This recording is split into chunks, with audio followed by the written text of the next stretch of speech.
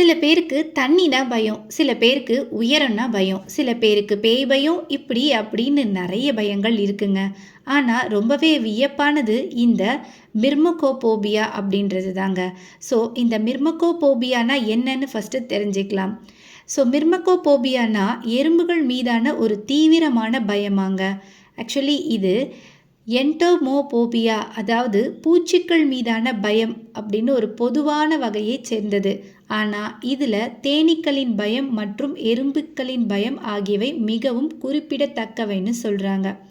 இந்த மிர்மகோபோபியா உள்ளவங்க கடுமையான பதட்டம், பீதி, தாக்குதல்கள் அல்லது எறும்புகள் இருக்கக்கூடிய சூழ்நிலைகளை தவிர்க்க ஒரு வலுவான தூண்டுதலை அனுபவிக்கலாம். இது ஒரு வகையான மனநல பாதிப்பு கூட சொல்லலாம். இந்த மெர்மகோபோபியா ஒரு கிரேக் வார்த்தைங்க. மெர்மக்ஸ் அப்படின்னா எறும்பு, போபியஸ் அப்படின்னா பயம். இதில் பாதிக்கப்பட்டவங்க அதிக பயம் கொண்டு நிறைய மன உளைச்சல்னால தற்கொலையும் செஞ்சுக்கிட்டு இருக்காங்க. தேங்க்யூ ஃபார் வாட்சிங். Please subscribe the channel.